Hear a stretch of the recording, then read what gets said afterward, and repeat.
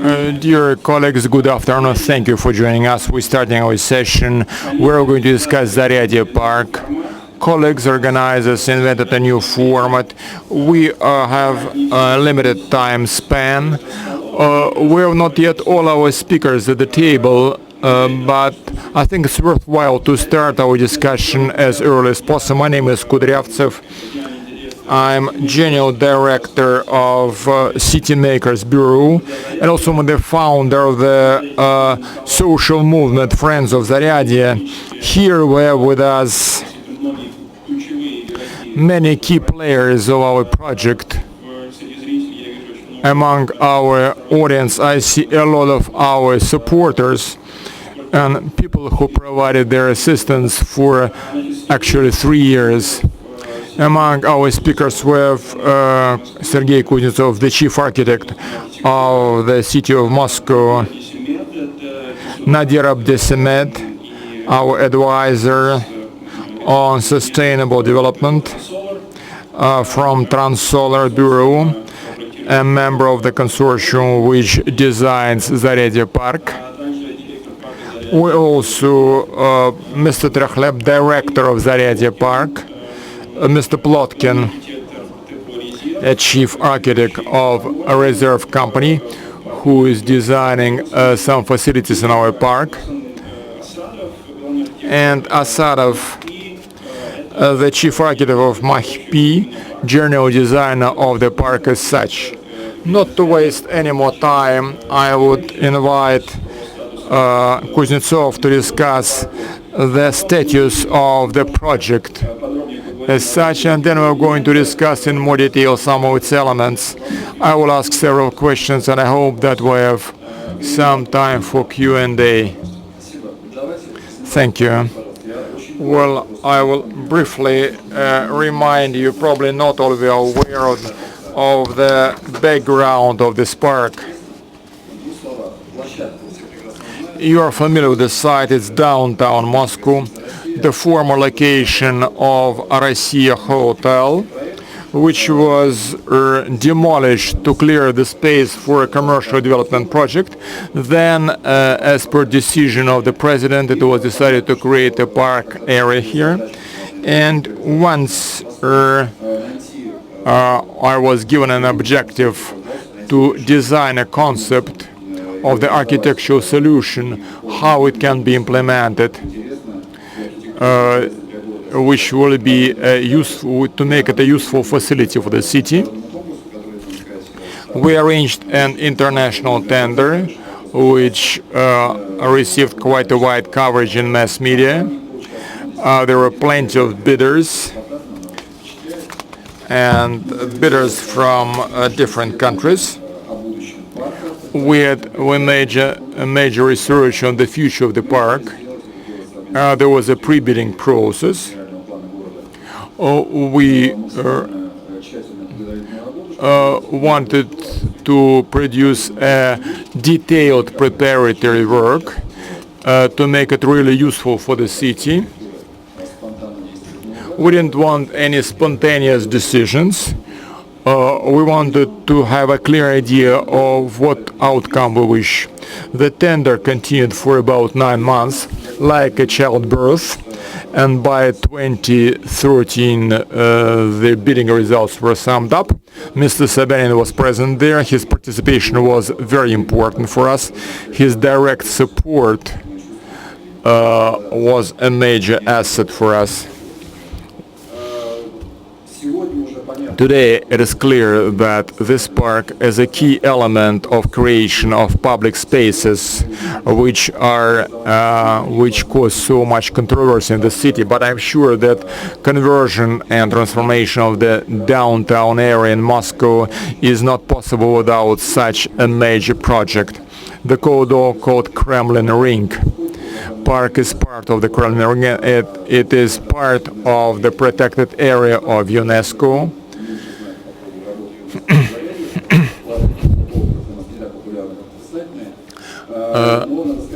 We must say that UNESCO praises this project very much, both from the point of quality of work and from the architectural perspective. And the Francesco Badari, chairman of UNESCO, at his meeting with Seberin, described the project as a top-notch project. The park will discuss the natural resources and landscape features of Russia as a country.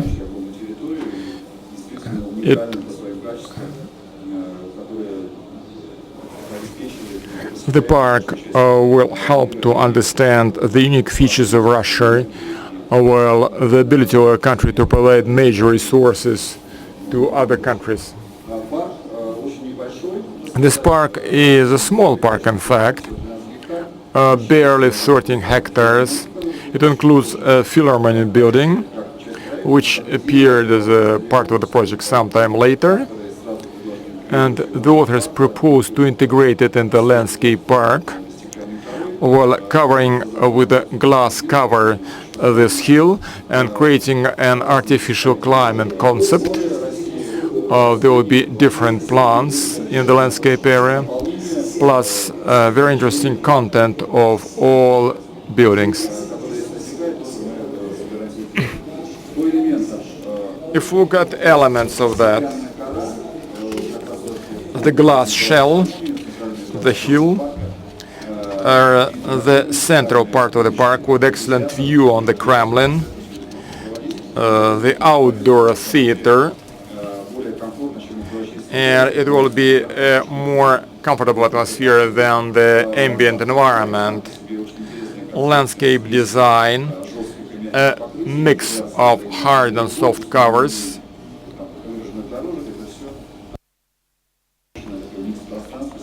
It's a mixed space with a landmark design, which will be a special feature of this park.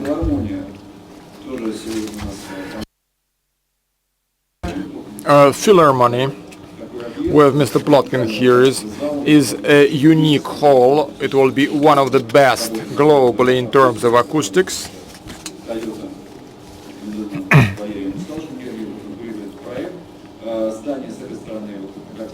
From this side, the building is a very public space. It's very clean and dual approach.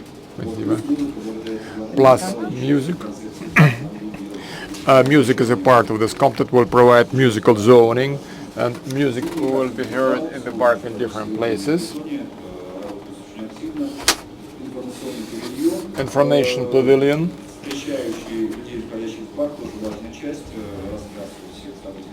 Well, then a board describing all the events occurring in Moscow. It will be another tourist attraction. Inside content, in addition to media content, that will be live nature component, live plants, which we are producing with the Ministry of Natural Resources. We have a variety of very important partners, major important institutions dealing with environment, geology, etc., and arts. A restaurant, two restaurants, one a high-end, the other a more democratic one, sort of food market, which will provide service to citizens,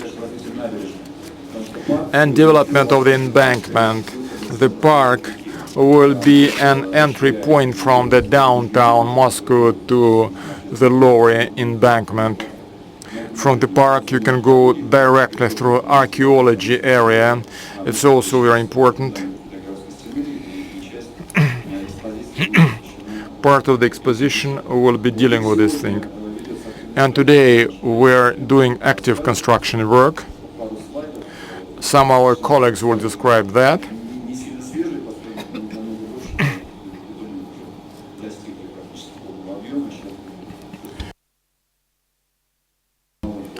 We're now going to looking at the finishing decoration of the city now. We are pressed for time. Sergei, thanks a lot. From the perspective of the status of this project, I will invite Mr. Gazizulin, General Director of Mosinj project. It's a good thing that he started as the director. Nowadays, he's the CEO of Mosinj project, and it will allow us to retain this space, to keep this space, and we started from that particular project, and we've completed the construction of the shell, and now hydro insulation is installed, and we are starting to shape up the park, and then we're going to plant to put the soil, and also install some engineering network specifically for the park servicing, and Philharmony is in the active phase, and in June we are going to finish up the monolith frame to be installed. Then we're going to mount some metal structures from the part of the main entrance, and then we're going to put some structures onto the hall, and we are finishing up the installation of the front and rear and front part of it, and then we will install granite, and then next year we will beautify the area. And also we are constructing the aerial bridge, and nowadays we are testing it, and then we're going to defend our expert opinion and then follow up. And also we're going to assemble some engineering networks, and by the end of summer all the engineering network will be completed and installed. And what about the timeline of the project? We have some kind of directive schedule by the year 2017 to launch the park, and then in 2018 the Philharmony will be launched. Jan, could you please readdress your question to Sergey? It's quite a symbolic thing that we visited the previous session, the roundtable discussion, and we made quite a number of very interesting conclusions. And I think Sergey would comment on the process quite aptly vis-a-vis this R&D, and that was a pioneering project. And what have we accomplished so far? And indeed, we visited the previous session with Peter, and we discussed several problems at the level of the Russian architecture, and there are some hurdles which should be cleared for the unique architectural projects. And when the Stalin architecture was installed, and there was one status, and in the times of Khrushchev, the status of architecture was changed. And the priority was space exploration and the nuclear bomb. But nowadays architecture may affect the consciousness of the population more than nuclear bomb. And we really have to be more keen on the design, on the selection of planners and the designers, and also we were keen on producing some unique projects. But back in the Soviet Union, the system looked somewhat different, and architecture at some point of time was considered to be as something redundant, even backed by the management. Nevertheless, still the attitude to architecture has not been radically changed, and we try to do our best, and I'm really thankful to our international colleagues who realize all our challenges and are somewhat passionate to what they are doing. But so any kind of a novelty is accompanied with some breakthrough ideas. And not a single project could avoid any painstaking problems. And really, sometimes the legal regulatory framework has to be reassessed. And it's real hard to do this breakthrough. But in my viewpoint, it's a great merit of those conductors, those managers who were involved in that project. And it was real of great interest to follow the viewpoint of Nadir. He represented the company in that project, which is a unique one, and as they are managing climate. And for Moscow, this is a real essential problem. Moscow nowadays experiences extreme temperatures, and there were quite a number of interesting concepts put forth. And I would like to ask Nadir, how does he view the innovative nature of that park? And what is real phenomenal for Russia in that park, and how does he assess the process of design within the project? Thanks, Peter. Those are a lot of questions. If I could have the changer, thanks. Really, if we talk about technology and solutions, we have to ask ourselves, what are the problems?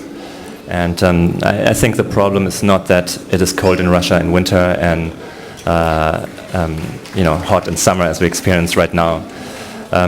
If we manage to create a certain awareness for climate, whether it's on a global scale or on a local scale of a park or a building even, then probably we have achieved our target of raising the subject of the problems that we face nowadays within construction, but also in all other disciplinaries.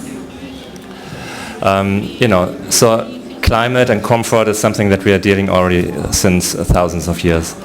But you can see that often, even nowadays, we do not know how to deal with the easiest, let's say, landscape challenges. So there's not really much magic to it, The way we perceive the environment, comfort, has to do with wind, with sun, with materials, with humidity, and of course also with temperatures that you raised. So, the idea really is just to, take all these ingredients and experiment and play with different landscape features to create special moments of augmented climates. I don't like to use the word artificial climates. This sounds like it's going to be like an office environment 24/7, night and day it'll be 20 Celsius. No, that's not the case. It will be an experience for people, for augmented climates, where it may be, warmer in winter and colder in summer, anti-climates, super climates, and again, as soon as we can, or as long as we can create an awareness for these topics and celebrate climate, probably we have achieved our target already. So, so there's the sun, there's the wind, there's humidity, there are materials, there are people, and then for a long time there's nothing. And only then we start talking about using active technologies, in a playground, maybe under the canopy and semi-sheltered spaces to enhance those experiences. And the idea really is that, this does not cost us any fossil fuels. So we remain absolutely energy neutral and carbon neutral, which means, we shift maybe heat from one space to another space, but, it's freely generated. And potentially generate electricity to do those kind of augmentations also within the site. So there will be some photovoltaic integration into the canopy that will allow us to do these kind of things. So that's it. There's no magic to it. It's something we've been doing for thousands of years. But the idea is really to integrate this into the architecture, and that requires thinking. And time, of course. I was very impressed yesterday. We passed by the construction site. I'm highly impressed how far this has all been progressed. So it's important that this momentum is being maintained between the international team and the local team.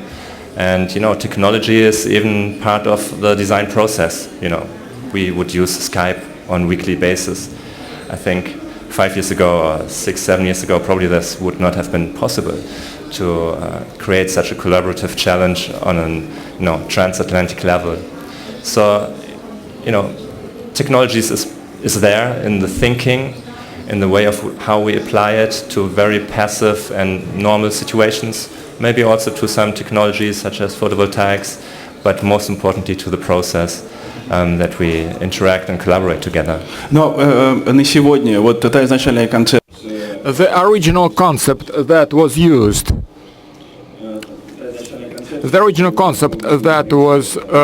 in the bidding process, to what extent it is maintained in your opinion? And in your opinion, what needs to be maintained, to be preserved, so that wild urbanism will be maintained, and not only maintained, but citizens and guests of the city will be able to feel it? I would say key aspects are certainly the canopy. The challenge is to create an environment that is warmer in winter and colder in summer. So this has to do also a lot with ventilation of that space. So the elements will have to be open. We have to not create a greenhouse in summer much hotter than we would like this to be. So, it's even on a meta level a representation of the greenhouse effect that we experience in the world. So this is not what we want.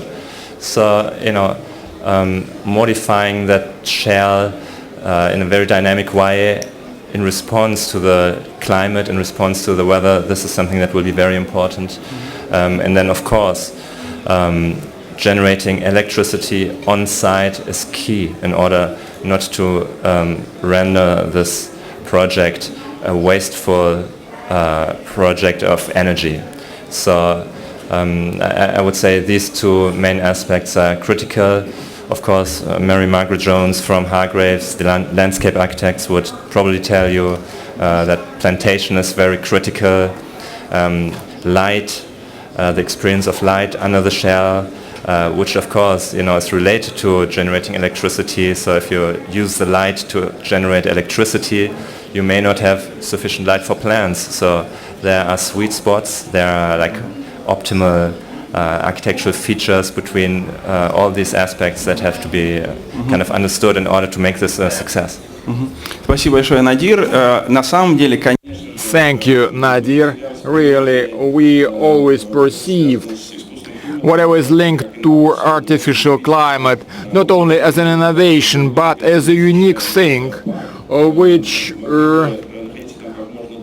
will allow people who visit this park to stay there as long as possible. It will not only be comfortable for them, but it will be a totally new experience for them. It's a part of entertainment and part of perception of the world, both the technical world and the natural world. My next question is to Mr. Trochleb, who is becoming an increasingly important figure at this round table, because he will be the manager of this park This park is by no means conventional one. It is a very innovative, and he will have quite a bit of work, and the most difficult work is still ahead of him.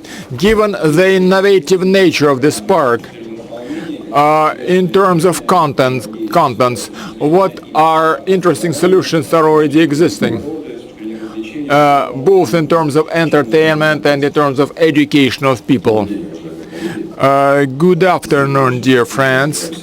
Yes, we're really looking into educational and awareness programs for the park. It's a natural, logical follow-up of the philosophy of this project as an urban landscape, urban nature. We take into account the historic legacy of the site. There is an educational and awareness component, and naturally the fundamental recreation functions. For the natural side, we see that the park in itself is attractive for various layers of the people. We expand these functions by adding new technology solutions. There will be a media complex flight across Russia. Jointly with the Russian Geographic Society, we're putting together some special dedicated content where there will be some footage about Kamchatka, Siberia, Urals, etc. It will be a totally new way of delivering information. There will be a huge panoramic screen, and in a matter of 7 minutes you'll be able to travel across the entire country. It's not really a flat image, it will be a panoramic picture which is in line with their modern standards of delivering such content. Will be specialized exhibitions. If Zaryadye Park is effectively a small physical model of various landscape, on a monthly basis we'll be having visitors from Natural Landscape Park from other countries who bring, let's say, their exhibits with them. It will be easy for the visitors to grasp the importance of the natural landscapes of Russia. We're putting together special cooperation programs with similar resources. We're inviting the botany gardens of the Academy of Science of Russia. We're working with biotechnology sector. We want to create a powerful cluster of educational programs targeting both grown-ups and children. The nature of urbanism idea will be very nicely displayed through such educational formats. For recreation purposes, we try to strike an optimal balance between, let's say, recreation in a park area, in an aggressive downtown area. It's important for people to find a piece of nature where they restore their mental balance. And besides, there is a unique amphitheater for 1,500 places. We'll be able to have theater performances and different festivals there. And at the same time, Zaryadye will remain, let's say, a preserve of wild nature right in downtown area. The park will offer a variety of museum spaces and museum sites. We plan to arrange a regular program of exhibitions, including exhibits from different museums. Besides, we want to examine the archaeology aspects. There will be some results of architectural diggings. And there will be a restoration of the China City Wall, which is a very attractive exhibit from the historic perspective. We're going to continue this program till the last day. Probably there will be some amendments. We'll be doing that in cooperation with designers, professional experts and operators. And our objective is to make this park interesting to different audiences, both domestic and international. Naturally, Philharmony is an integral component of this park. Now, massive construction is underway. Well, there are some interior design work being done now. The glass canopy and Philharmony will be matched together. It's a unique structure. It's an alignment of a conventional building with an overhang. It will be a global phenomenon, but in addition to that, it will be a concert hall of global scale, which will be monitored by Mr. Georgiev. From the acoustics perspective, it is a very interesting project. It offers very interesting features. I will invite Vladimir Plotkin to comment on how this unique acoustics level will be achieved.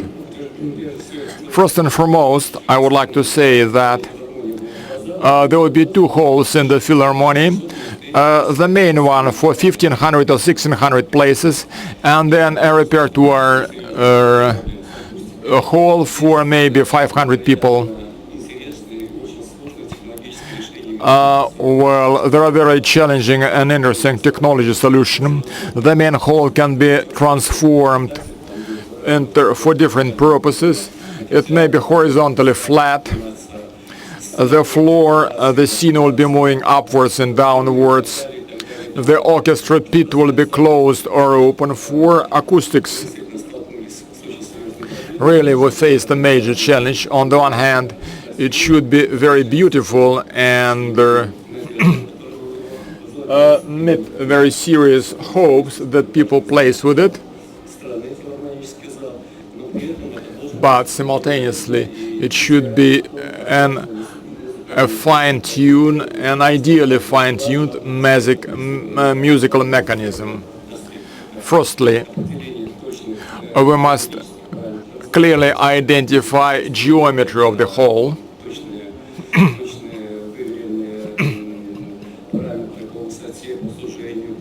Well, the height, width, etc. From this perspective, we're doing a lot of work with the best acoustic specialists in the world.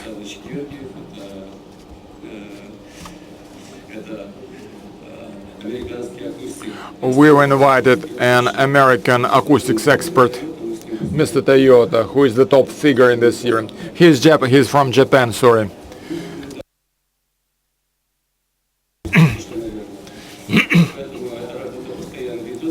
This work is underway.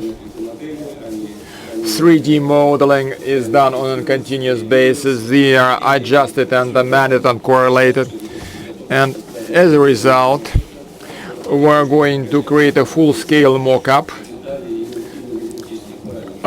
which will feature all the relevant geometric parameters. Another aspect is the choice of materials. Acoustics, the proper materials for acoustics is the road to success. We are looking for the most advanced technologies and materials. Dense and super dense panels from stucco, decorated with different materials, wood and other materials. I think that when you visit the Philharmony Hall, you will be pleasantly surprised and you will find you stay there pleasantly comfortable. And the space above that, above the Philharmony Hall, you are now working to align the glass canopy and the Philharmony. Yes, the Philharmony project is a unique one. The building is integrated into the artificial landscape. The roof of the Philharmony is the continuation of the park. The Philharmony has 1.5 or 2 faces.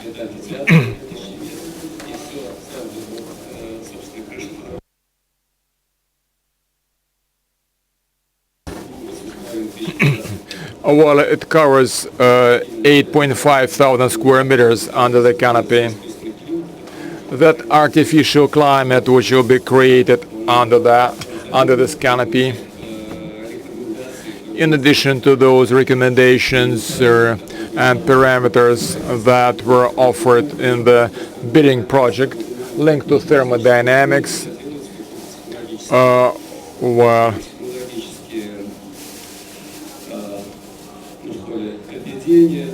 some technology innovations are made. So additional heating with infrared rays were required. The roads will be heated as well. In summertime,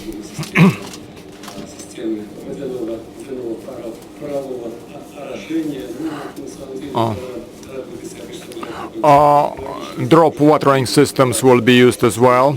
It will be a high-tech device. Depending on the climate, some parts of the roof will be open in summer and in winter. Some of the walls will be removed. Я бы хотел бы еще отметить, что And plus, I would like to identify that we will have the 1,000 meters of solar batteries integrated into that space. It will be the energy saving system, and within this project it will be really identified and be quite a significant component. It's a pilot project, and the project is really highly evaluated, and I would like to emphasize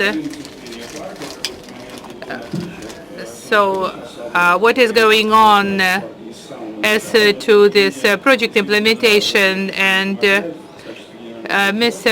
Asadov is being a key designer, is involved in that process, and he has been working in the sub-technological architectural fashion, and he's really much interested in that particular project of that park. And maybe some constructive engineering decisions will be somewhat unique ones. And what is your interest in that? Probably you will specify it. Yes, the park is designed not by everybody, but I should say it is a national-wide project. And in Siberia, we have really a great and advanced manufacturers of fine and translucent structures.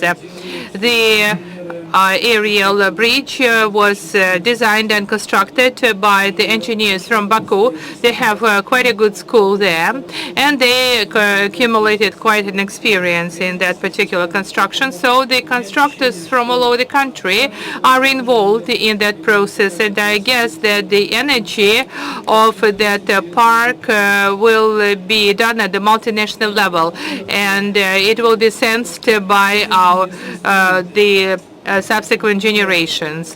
And we had the florarium in the building. That is some kind of a funnel, of a glass funnel, and we may adjust climate with various parameters. And originally we decided to put a moss there to survive, but then we decided to use some other instruments, and we used the modification of climate change modification of climate tools, and it may be done also for educating children. And what about the river aspect? That is one of the most significant one, and the highlight of the program is the aerial bridge. Over the 870 years of Moscow development, this bridge was the first one, and it is some kind of a work of art, and that is the key function of that bridge. And the people from the upper part of the part should go all along the aerial part up to the river, so that they have a view over the city from all over that bridge, and that is the key function of that bridge. It's not a utilitarian function, it's just an aesthetic one. And the restaurants may change, and it will be the flight over Russia, which will be turned onto the flight over the globe, and just physically. And this architectural design looks like a layer in the pie, and I have 4 connections. So one connection is the space, one is the connection of the time. So we start from the sky, then we go to the underground part, and that is a really very powerful gesture, and we are going to have an underground passage. And well, we still have the underground passage from the times of the construction of the Hotel Rossiya. And by the end of this tunnel, we may see the light at the level of water, and we may go through that compressed space, and then we will see the light, and it will be a really striking view. And if we go to the park via this tunnel, and we will pass over the Chinese wall, the wall of the Chinatown, and you will go through the wall, through the underground passage close to the water, and it dated back to the times of Ivan the Terrible, that particular passage, and then you reach the water. And by the way, the treasure was found there. Yes, part of this wall is turning to be a museum, but at the level of ground, it won't look as something simple. And the part of the terrain of the park it goes over the embankment for 2 meters. And you leave the bus stop, then go all along the wreck, close to this aerial bridge, and we are 2 meters higher than the water. We see the water, and we see the roofs of the automobiles, and they do not close the view of the water. And we have the time connection. 3 years ago, we had another project to have the green belt of Zaryadye, green belt of Moscow-Retsky Bridge. But after the Mayakovsky Square had those new installations, we realized that the green alley is one of the most cozy places just separating us from the garden ring. And so the greening of the Moscow-Retsky Bridge will be done in the near future. And that's, we are really connected in the space and in time. And it was a very optimistic project. And so, yeah, they really made a breakthrough. We were just mumbling originally, but then we realized that it could be a breakthrough, and so that is a real team to set up a consortium, and they will be focused on the interiors for the public spaces, for the embassies and media center. And we really have quite a connection between the pupil and the teacher, Timur and Mikhail. And every disciple brings about some new qualities, and the embassy is going to have some kind of a reserve outside it, which will be a good achievement of ours. And if we redesign something, the project will never be completed. And we really have a great team here. And let me emphasize that Mr. Kudryavtsev is the key member of that team, and he contributed a lot even prior to the tender bid, and he still takes part in that project, and everyone looks satisfied. Thank you, dear colleagues. We are somewhat pressed for time, and we cannot initiate Q&A session, but right after session you may come